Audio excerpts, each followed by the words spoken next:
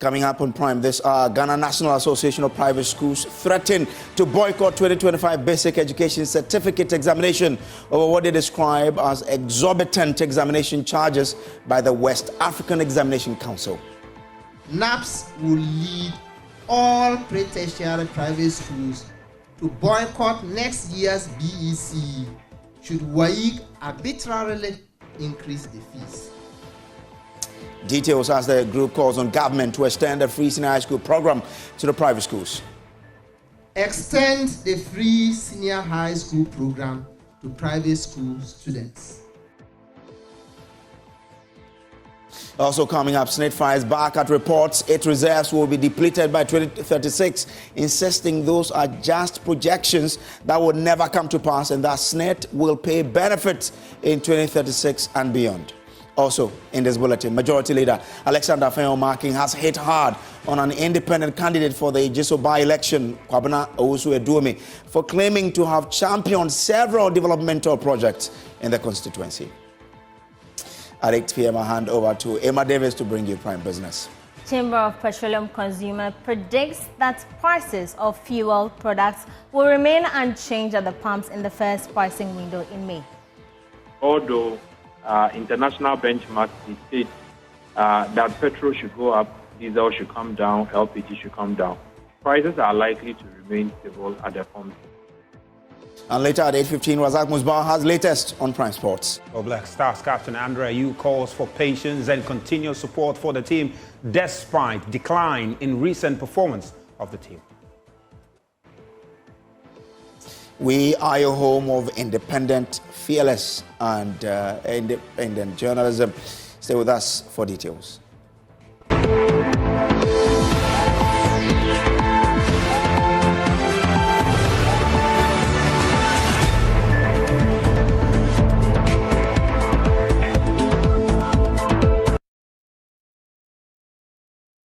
Well, the Ghana National Association of Private Schools, NAPS, has threatened to boycott a basic education certificate examination next year.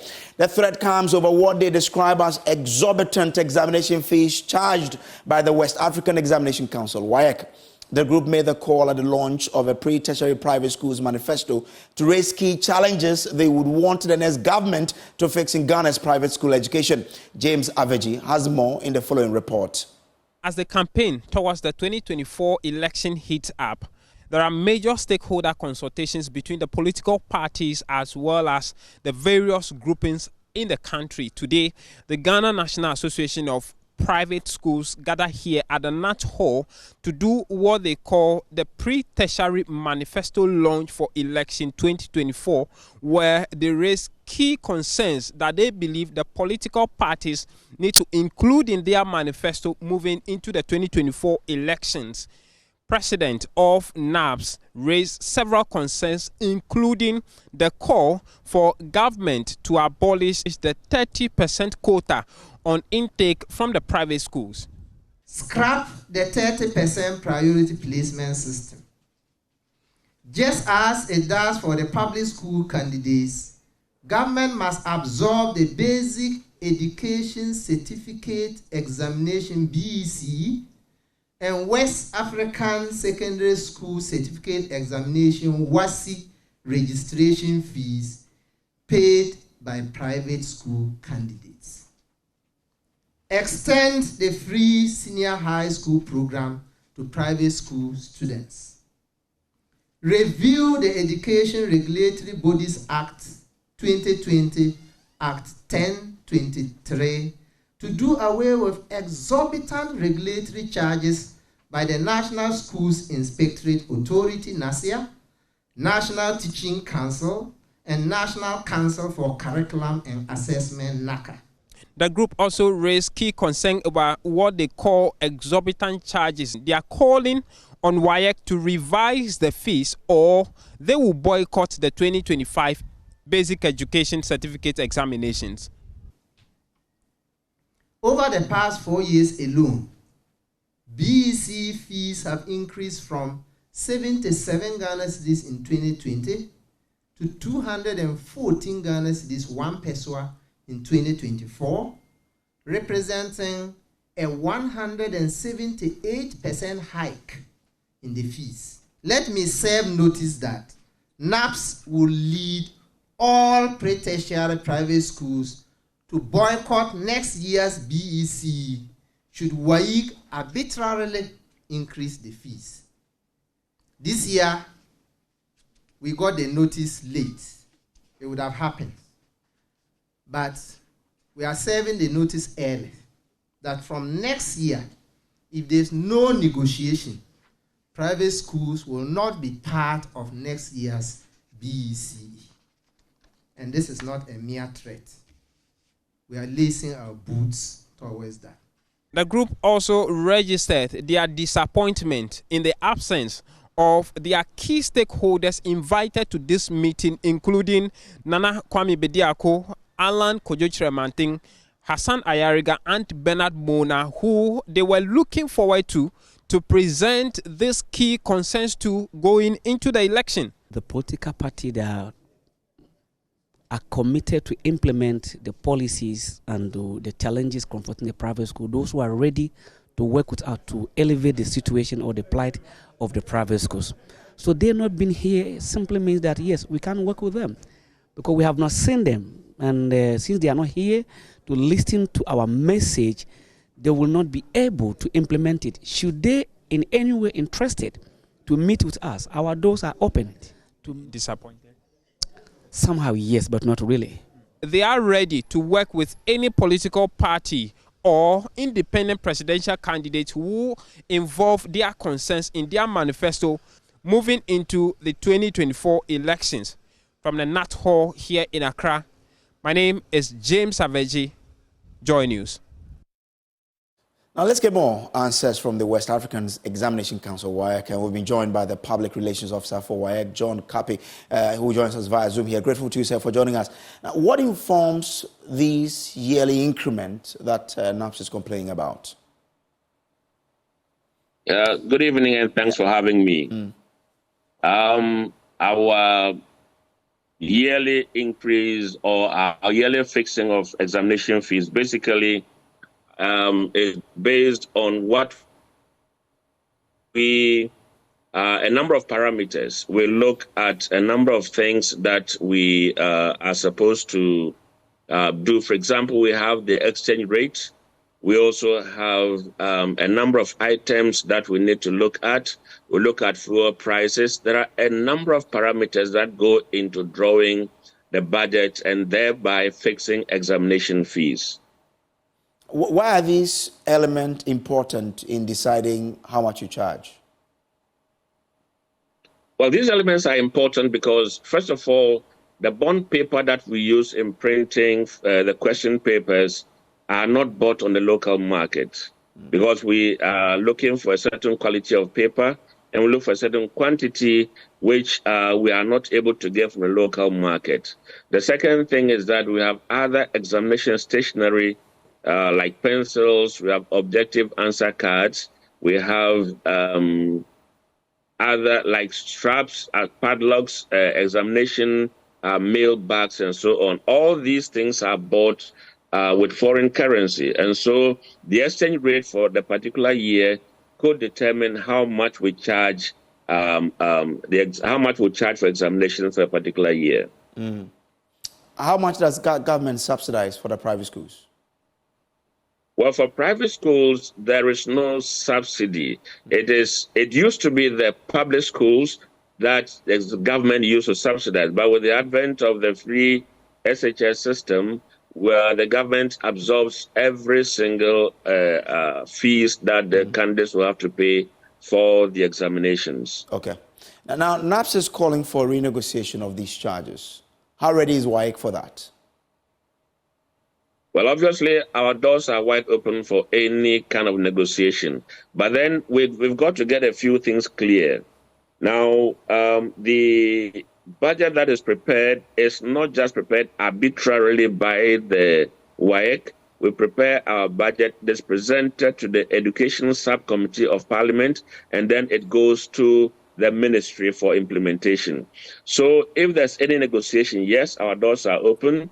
We can get into any form of negotiation. And then, of course, afterwards, we'll present, of course, we must come to certain realistic agreements, after which we present our budget to the government for consideration and for implementation. So is there a likelihood that there could be some reduction in the charges? For this year, no, because usually we prepare our budget in the preceding year. The budget we're operating for 2024, for example, was prepared in October 2023 and presented to Parliament. And so if there's going to be any reduction, not for this year, but probably in subsequent years after negotiations have taken place. Now, the NAPS, they are also calling or threatening a boycott of the BEC in 2025 if nothing happens. How do you respond to that? Well, let me say that for now, the WAEC will not be able to make any firm statement regarding their boycott of the examination. Now, the point remains that the BEC is a national examination. In other words, it is the WAEC conducts the examination for and on behalf of the government of Ghana. So if we go into any negotiation and the government decides that, okay, for private schools, we are going to subsidize by this amount, fine, then that also informs what we are going to do. But then whether the pupils or the students of the private schools would gain admission into any tertiary institution would depend on them setting the BEC. So with this, I guess that the buck rests with the Ministry of Education for them to determine whether or not they are going to allow these pupils if they fail to write the BEC.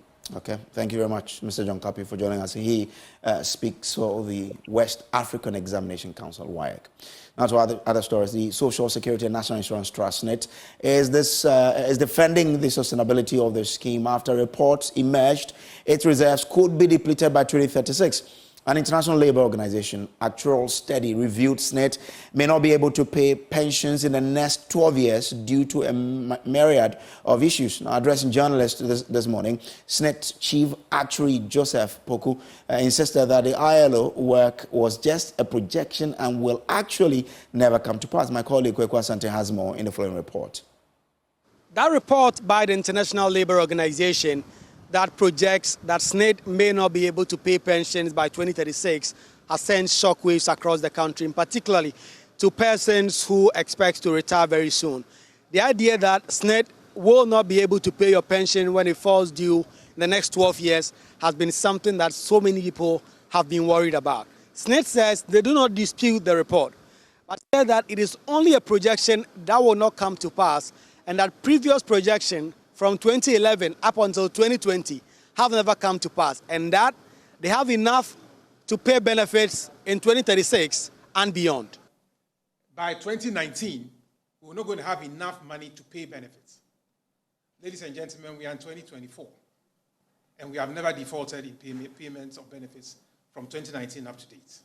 So that is telling you what I said earlier, that it gives you an idea that you have to take some measures and make sure that it doesn't happen. That's exactly what the report is about. So this report is not different from the reports that we've obtained over the years. Like I said, it gives you an idea where you are going as a scheme. And then you take proactive measures to steer off if there is any danger ahead of you.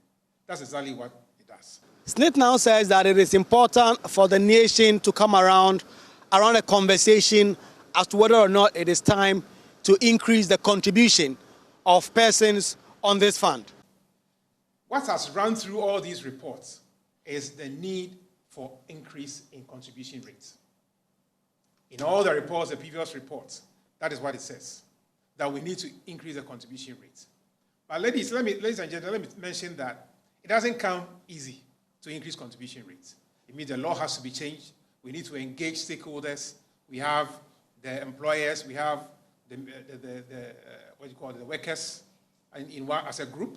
We have a regulator, and then even Parliament and government. Perhaps the biggest issue that affects SNIT's sustainability is government's indebtedness. SNIT is unable to confirm how much exactly government owes it, but says it is aggressively pursuing to ensure that government pays up exactly how much it is owing with interest.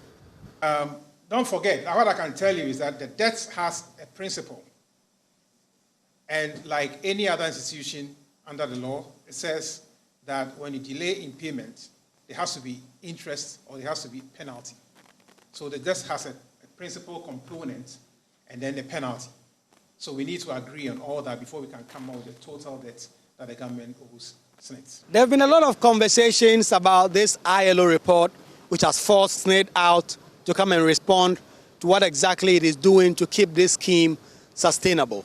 SSNIT is offering a broad assurance to the members of the public and persons who contribute to this scheme that it has enough to pay up in the next 12 years and that its SSNIT's reserves is not going to be depleted in the next 12 years as has been reported by the ILO, and that this is just a projection and they have taken enough measures to ensure that this projection does not become a doomsday prophecy. Reporting for Joy News, Kweku Asante, SSNIT Pension House, Accra. Now, the National Democratic Congress is calling for the immediate arrest and prosecution of individuals implicated in a GRA SML deal, denouncing it as illegal and a scheme to defraud the state. Under the contract, GRA granted SML a revenue assurance mandate, including auditing the downstream petroleum sector. However, an audit by KPMG revealed that SML received more than 1 billion Ghana cedis since 2018. The NDC is asking for the cancellation of the contract with SML and is urging the government to take legal action against those responsible. My colleague Michael Ashley has the rest of the details. The National Democratic Congress is taking on President Akufo-Addo and some of the recommendations he made in the white paper he published not long ago. Even before that, the NDC is making fresh allegations against the GRA SML deal. In a recent news conference, they alleged that one of the managing directors of SML was the technical advisor to the Commissioner General of the GRA, and he left his job just months before the company was put together and got a contract with the GRA. It is interesting to note that the managing director of SML, one Christian Tete Soti, was the technical advisor to the Commissioner General of the Ghana Revenue Authority, who left his job at the GRA to manage SML. Immediately the company commenced the implementation of his contract with the GRA sometime in 2020. It is instructive to note that all these 2018 to 2019 transactions between the Akufo-Addo Bawumia MPP government and XML were done in violation of the Public Procurement Act, the GRA Act, and the Public Financial Management Act of 2016, Act 921. They claim by government that the state has benefited from the illegal downstream petroleum audit services of SML simply because of an increase in petroleum volumes by 1.7 billion liters and an increase in tax revenue to the state to the tune of 2.4 billion Ghana cedis as claimed by government is ridiculous, to say the least. That claim, with all due respect, defies common sense.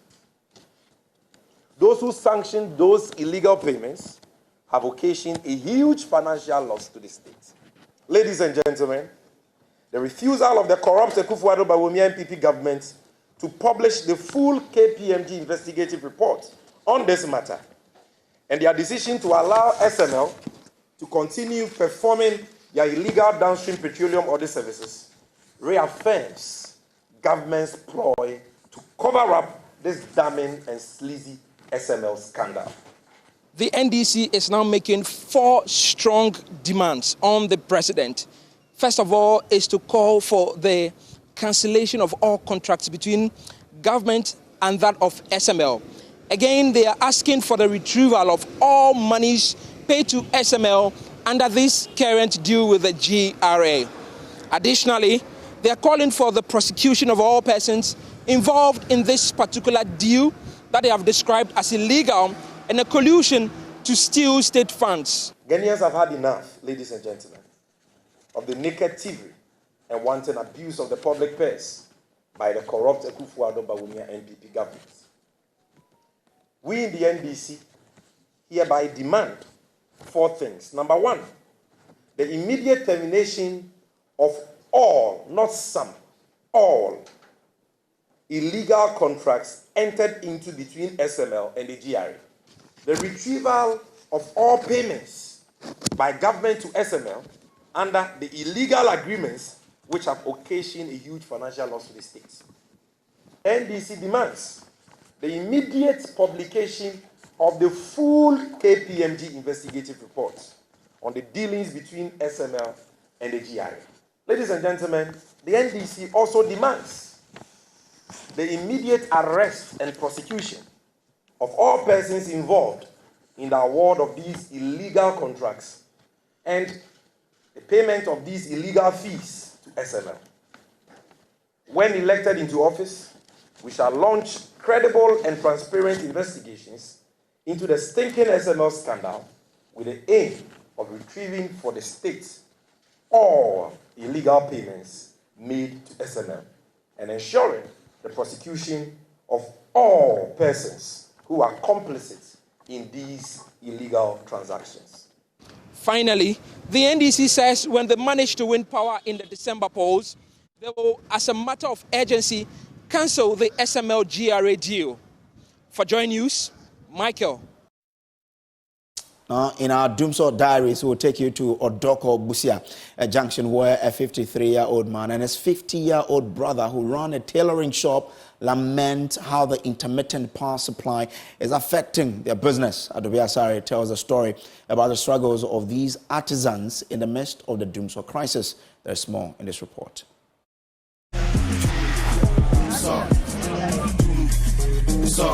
Edward Chibo is a 53-year-old man whose livelihood depends only on his handicraft, sewing. The recent inconsistent supply of power is having a terrible toll on him. I'm experiencing power cuts very well. When the power is off, our work also gets stuck. We don't meet our customers' needs. His younger brother, 50-year-old Benjamin Jibo, works with him. He recounts how he had to improvise to satisfy a client when Dumsor took a seat at his workplace. Sometimes it goes off and doesn't come until the next day. So 4 days ago, it went off. So I had to run to East Legon to go and do some job for someone because the person needed it so much. The men share with me how they have no other alternative to make ends meet. This is what we do to make a living. So when there is no power, you can't do any work. We don't have any other work to do attached to what we are doing now. We are just sewing. Things are stuck. So even if you get a generator and you sew, how much will you charge your customer for the person to be able to pay? Even with electricity, when you charge, they complain. So when you add generator, you buy fuel to sew, and you have to add a little more cost to it. It is very disgusting. So you use electric machines here. What is the Dumsor causing you to do differently? We use hand sewing machines, but when the light goes off, you sew. Up to some point, you need the iron to iron. So if it gets to that point, you can't do anything. So how is the situation affecting them financially? Power cuts here in Ghana make us lose a lot of money because in a week, at least, if you don't have anything, at least in a week you can have, if you don't have anything, you can have at least some 1,000 B. But when power interruptions happen like that, you cannot have that money. You end up maybe what you use to buy food. When you after buying food, you don't have anything again. Our financial status is not going up. We always drop down. Now that the lights goes off and doesn't come out, you can't pinpoint on what you get in the week. It's a problem. The way you have to feed your family is even difficult for us. It's very difficult for us. the children's school, and then fees and all sorts of those things make us stuck. These brothers, like majority of business owners, are calling for a load shedding timetable. The load shedding has to come so that everybody will know how to plan his or her things. We want a load shedding timetable to be out for us, so that we can adjust ourselves. If it has to be a night thing, we can do the night. Then the next day, when the light will go off, we can sleep. We need the timetable, but the timetable too is not coming for. Because of the loyalty of their customers, Benjamin and Edward haven't lost any customers yet. However, they feel unsatisfied anytime a customer's demand isn't met due to the power crisis. Are you the tailor doing the job? You feel bad because that is your customer who has been giving you job all the time for you to get something into your pocket. In the same vein, some seamstresses at the Kantamandu market here in Accra have not been left out of this crisis. They lament vehemently how they continue to lose customers because of the power cuts. If you are a light off now, it will be 3 days. Sometimes our lights go out for 3 days. This retards our progress with work, and we tend to lose customers.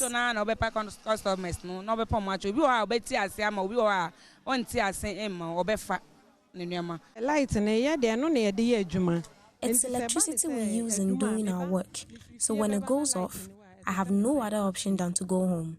The power situation is really affecting us. These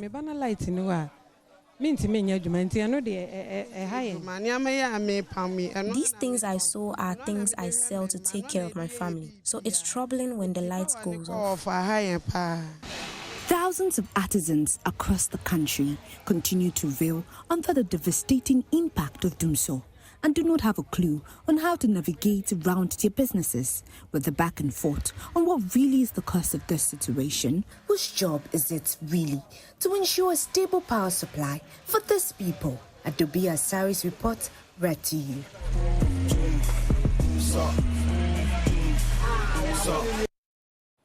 This is still the Joy News Prime. We'll take a quick break. We'll be back with more. Do stay.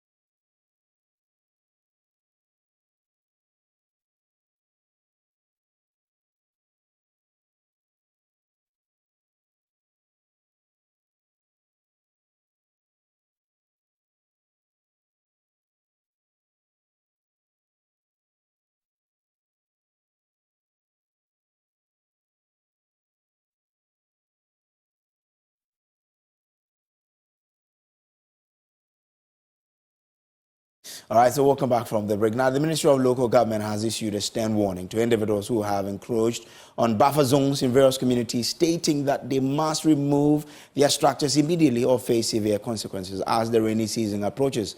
My colleague, Kojo Mensa Abrampa, has more in this report read to you. The Operation Clean Your Surroundings task force embarked on a mission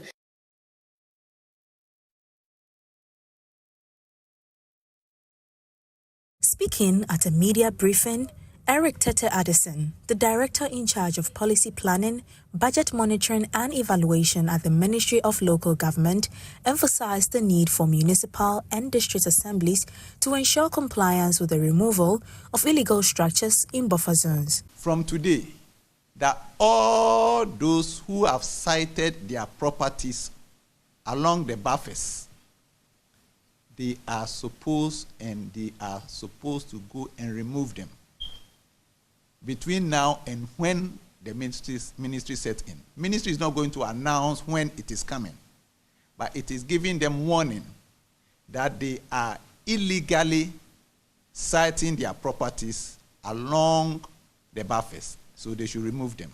He also urged MMDAs, especially those under the Garrett project, to prioritize the desilting of choke gutters to prevent flooding during the rainy season. Failure to comply with these directives, according to Addison, will result in serious repercussions for both individuals and assemblies. As the rain is about to come, the assemblies are supposed to begin the silting of the choke gutters. Money has been released to the 17 beneficiary assemblies of the Garrett project, the assemblies that are along the Odo Basin. Our expectation is that by now they should have started the desilting. Now, be cautious of where you purchase your food because the source of your sickness could be where you eat from.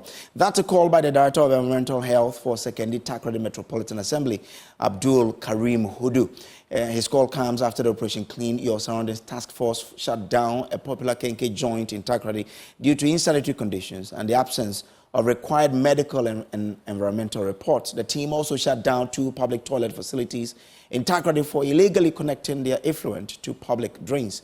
Our correspondent Nathaniel Konsa was part of the STMA Joy News Operation Clean Your Surroundings team and brings us more in the story. The Operation Clean Your Surroundings task force embarked on a mission to tackle hygiene and sanitation issues plaguing various establishments in the city. Their journey began at Type A, a suburb of Takoradi, a public toilet known notoriously for its dilapidated state and unbearable stench.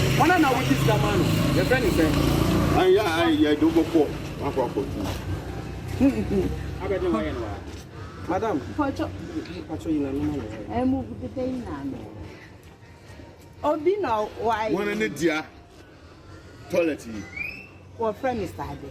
Upon arrival, the task force was greeted by a scene of neglect. The toilet was overflowing with crack, riddling the tank behind it. The caretaker pleaded ignorance, shifting blame to the owner, one Mr. Ade. Determined to address the issue, the task force swiftly took action. Mother, give him a notice. How many? Give him a notice. And so, what the anything I was the mama? Messi, yes,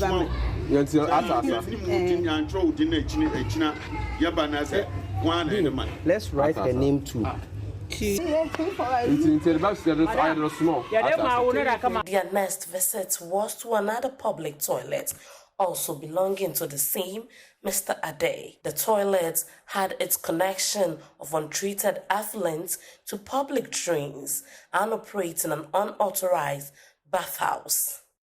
Voilà. Voilà. Your city council. Beatrice.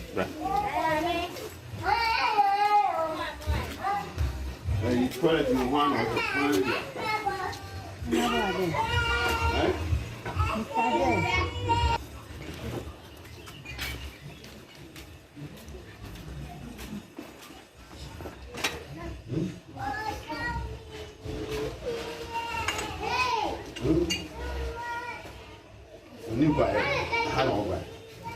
Mama, Hanayo.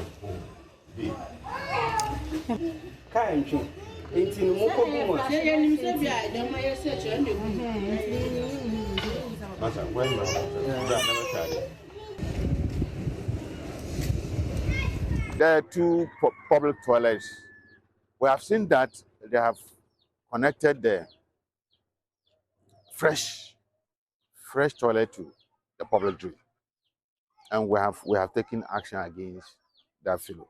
Next on the agenda was a popular Kenke joint near the Commercial Bank and the Bank of Ghana in Takoradi, situated at Type A.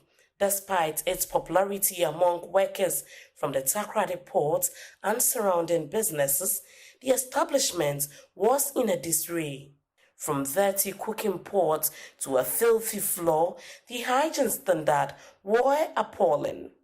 Additionally, A gutter adjacent to the kitchen served as a receptacle for effluents from 2 public toilets and a nearby house, further exacerbating the sanitation problem. With no other choice, the task force was compelled to shut down the facility. Eateries too, if you go there, it is a warning to everyone. I was talking to those who buy the kinky to eat. It's better you know where the food is coming from than you buy. Yeah, the caution is that let's make investigations to see where the food is being cooked. And then we buy, whether they have medical screening or not. All these things that I'm talking about, they don't have them. We have closed it down. We told her to stop the cooking until the place is done very well before she can sell again. The problem is, one, the medical screening, she herself, who is the leader, has the card, but it's expired, meaning she's killing people slowly. Their journey continued to a water cellar where another hygiene violation awaited. The owner, lacking the required environmental health card, was fined accordingly. These fines were not punitive but intended to support and encourage compliance with sanitation regulation. The day concluded at Hotel de Roko, where the task force encountered further infractions. The establishment lacked certain necessary documents, highlighting the need for improved regulatory compliance. The facility is nice. The things that they don't have is we have a suitability report that we normally write every year. We normally do inspection, and they don't have it. We don't have environmental health permits. They don't have it. So those are the 2 things that we have taken them on. Operation Clean Your Surroundings is not just about enforcement, it's about creating a cleaner, healthier environment for all residents and visitors of Takoradi.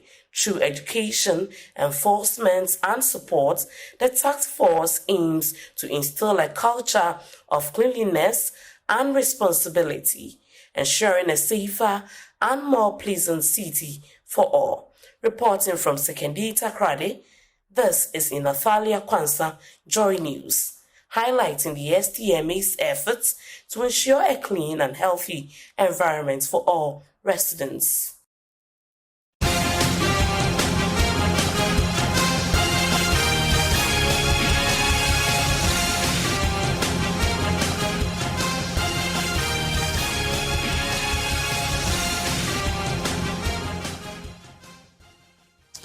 Let's do election headquarters now. And the election headquarters is brought to you by Petrosol, your clean fuel in full quantity. Chartered Institute of Management Accountant and the American Institute of Certified Public Accountant, together as the Association of International Certified Public Professional Accountant, and German Ozone Medical Center, Alternative Therapy, Dental Wellness and Beauty. Election headquarters for an informed electorate. Now, the acting dean of the Faculty for Academic Affairs and Research at the Akufo-Addo International Peacekeeping Training Center, Dr. Akufo-Addo, has cited vigilante groups as one of the potential security threats that could lead to election-related violence as the country heads to the polls in December. Speaking on the sidelines of the Civil Service Week, Dr. Danso called out politicians' refusal to ban vigilantism, stating that such activities inure to their benefit. The call for an end to political vigilantism is not new. Several political actors, including the Electoral Commission of Ghana, have and continue to advocate for a ban on vigilantism without success.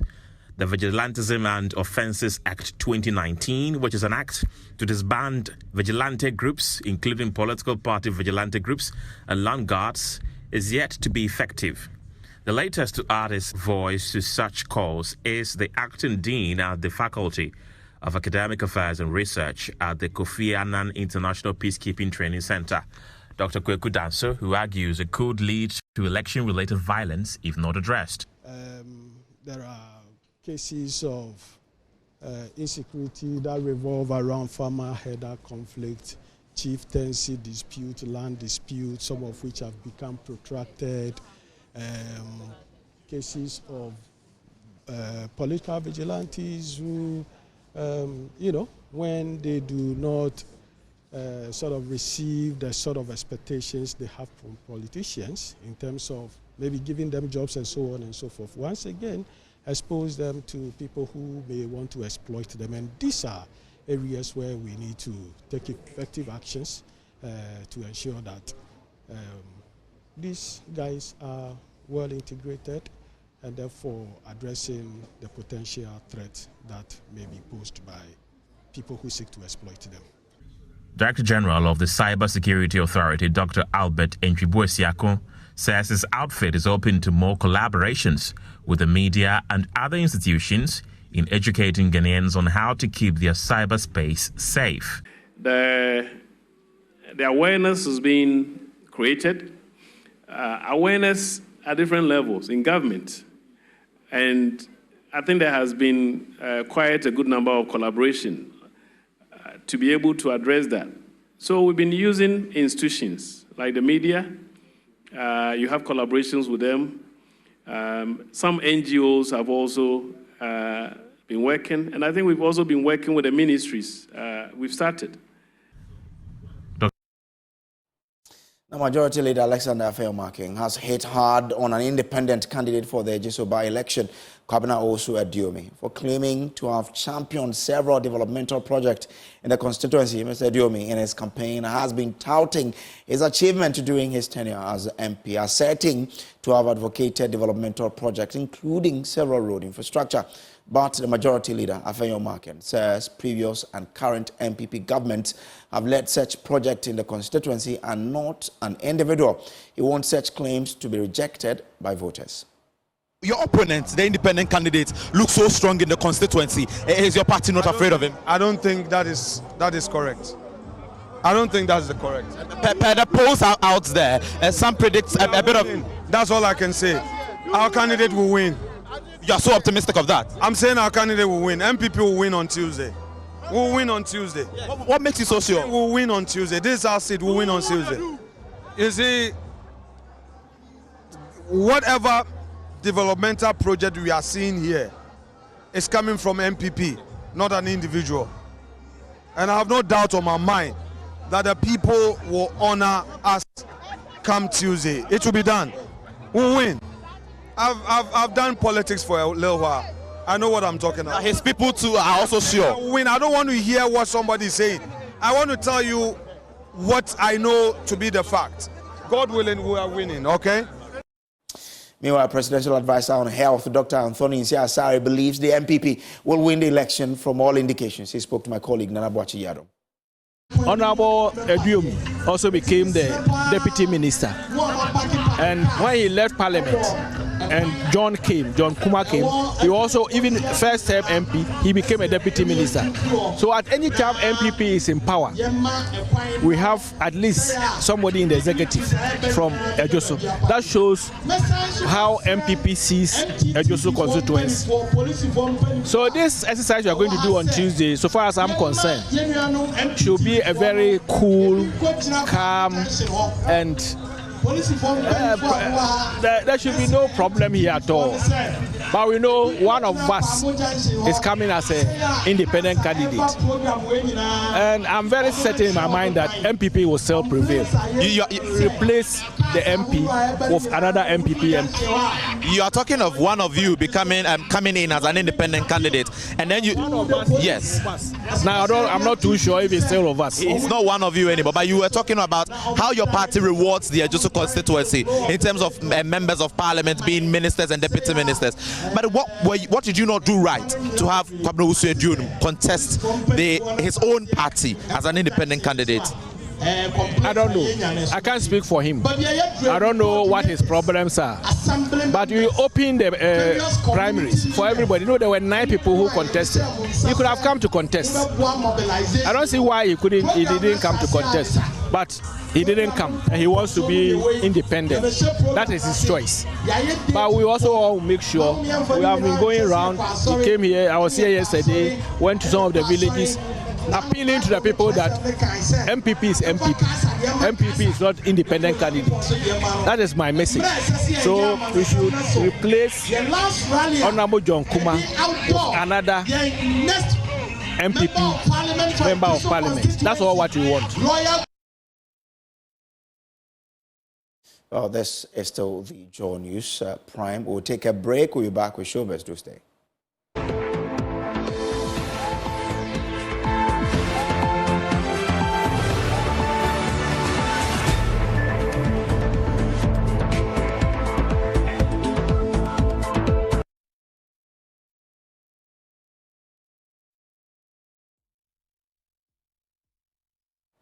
All right, so welcome back. Let's do Showbiz now. And Becky Bex is in the house. Hi, Becky. Hello to you, Grace. I'm fantastic. How you doing? I'm well, you know. The weekend was great. It was fantastic for Kim Promise. Okay. Because he, you know, I told you about his Asian tour that he's on. He was at Singapore. I didn't bring you that visuals. And he was also at Bali.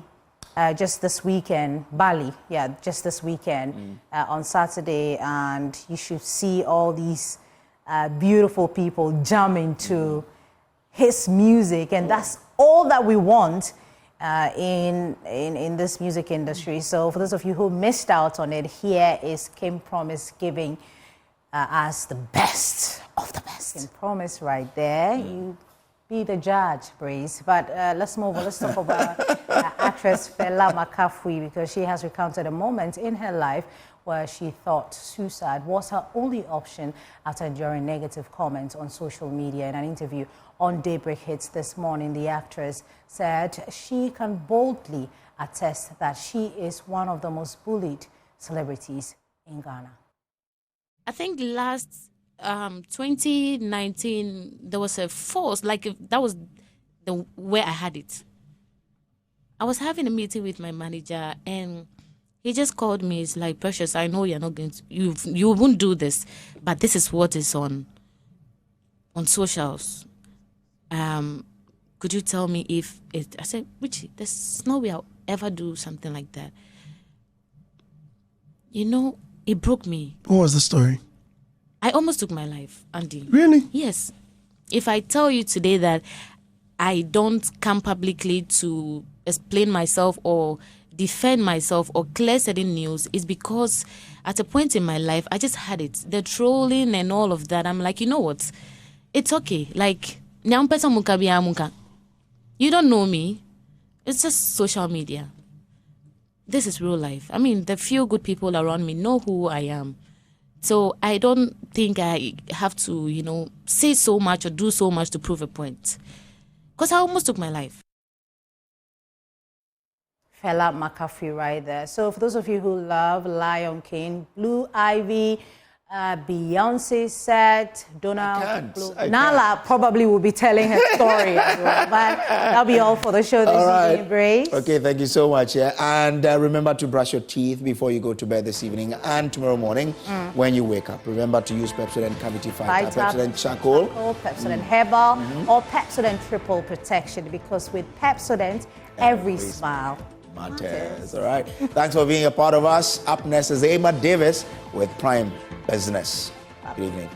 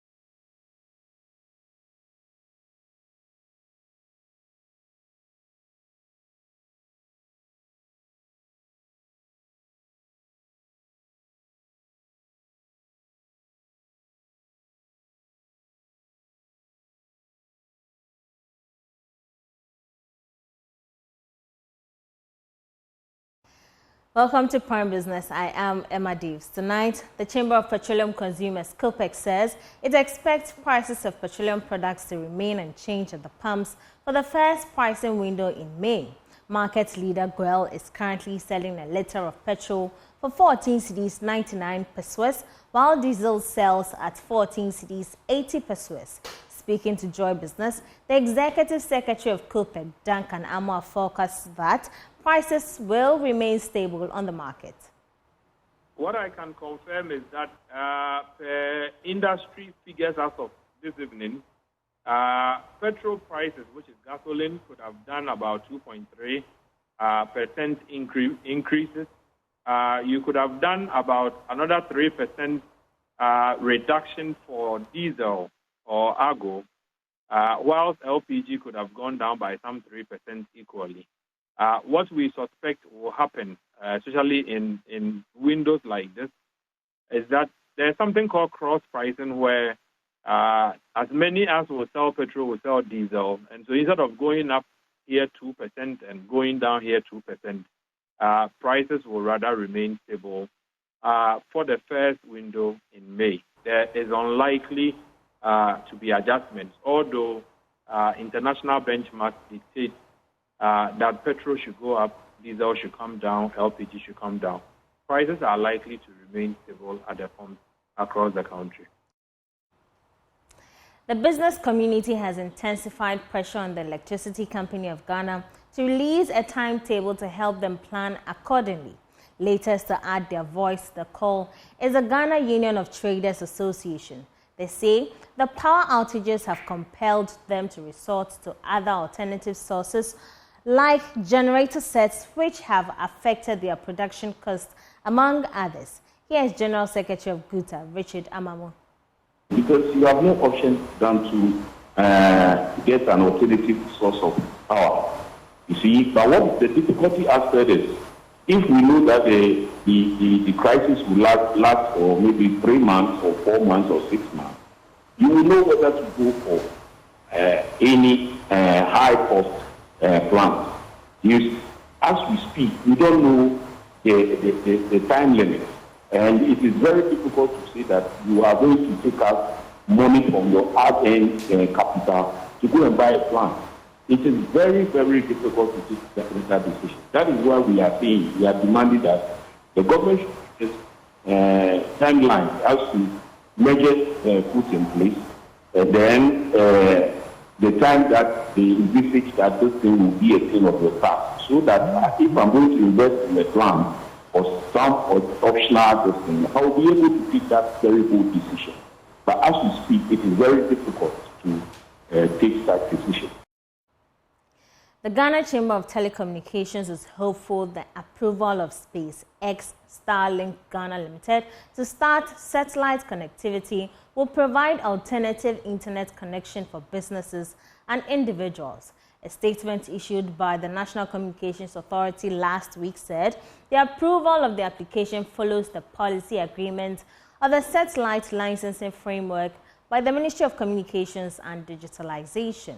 Chief Executive of the Chamber, Dr. Ken Ashigbe, said the satellite service will also provide an opportunity to reach areas that do not have access to internet. Once you bring that in, what it will do is that it will help the resilience. It would help the resilience of our connectivity, so that when you have a challenge here, you have other options that you're going to use. It would also help satellites coming into the mix would help us be able to reach some of the very difficult to reach areas using the other means of connectivity. So you will be able to bring that into it. And again, as I said, it will build on our resilience, so that it's not only just submarine fiber that you're using or terrestrial fiber that you're using, but you also have satellites in the mix. You know, some entities would use it as their backups. But, you know, you cannot determine in a very liberalized market, you cannot determine what people do, you know. So once the NCA liberalizes it, you can walk, you know, they then are regulated by the NCA. Just like the way you can walk into COMSIS's office And if you want Yaklik, you would be able to get the service. Let's stay a little longer in the telco industry, as MTN Ghana has partnered Mobile Web Ghana to encourage girls in senior and junior high schools to pursue careers in science, technology, engineering and mathematics as part of the International Girls in ICT Day celebration. According to the Economic Empowerment Advisor for MTN Ghana Foundation, Cynthia Mills, the mentorship program aims to help young girls navigate STEM courses which are usually deemed difficult. ICT program organized by MTN Ghana Foundation and Mobile Web Ghana is aimed at enhancing the interest of young women and girls in the career field of science, technology, engineering and mathematics, particularly ICT. Present at the program were students of Kwabenya Senior High School and Islamic Senior High School who went through some coaching sessions with mentors who are excelling in the field of STEM. In an interview, Economic Empowerment Advisor for MTN Ghana Foundation, Cynthia Mills, underscored the importance of increasing girls' participation in STEM. From childhood, we are not trained. I'll say majority of our parents do not give ladies the conducive environment to be able to take on those engineering and STEM courses. And even our toys and cars that we play with. You'd notice that for the boys, when they are playing with these toys, they can disassemble them and then assemble them. All those things build their minds. But we didn't have it that way. But things are changing gradually. That's why one of the reasons why MTN decided to take on this program, so that we have a lot more ladies in these engineering areas in Ghana. Director of Mobile Web Ghana, Florence Stoffer, added that despite an increase in internet penetration in the country, it is being underutilized by young people to improve their technological skills. Internet penetration in the country is a bit high, and you wonder why there are still not more girls into ICT or in STEM or in science and technology, engineering and mathematics. You know, I just asked the girls how many of them got maybe 50 and above in maths, and huge percentage, like 70 of them, didn't get 50 and above in maths. And statistics shows that by grade 3, the confidence of girls in maths drops significantly. And so the reason why we are organizing this event in partnership with MTN is to be able to get role models who are in leadership position in STEM to be able to motivate these girls. This year's International Day of Girls in ICT is themed Leadership. Entrepreneur in You is catching on. In an interactive correspondence with the media in the just ended MIG Business Forum, Dr. Maxwell Ampo encourages the youth to look at the effect of financial literacy on their post-retirement financial security. Hello.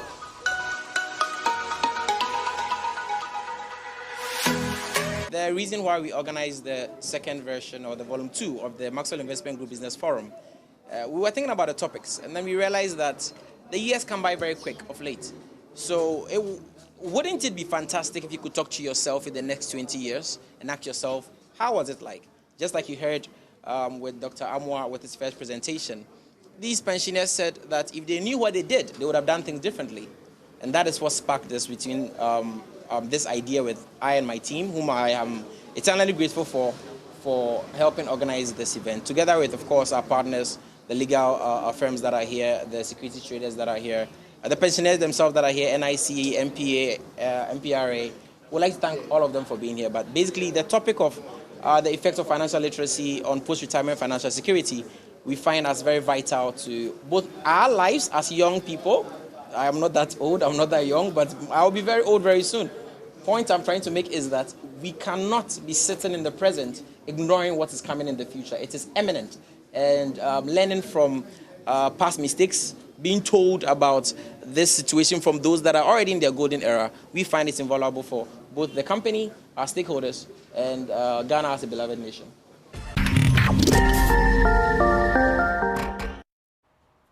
Follow Dr. Maxwell Ampon's Entrepreneur in You series right here on Mondays and Thursdays. Also on radio and all our social media platforms. That's all for tonight on Prime Business. I am Emma Davis. For more business news, do log on to myjoyonline.com. I leave you with international business. Good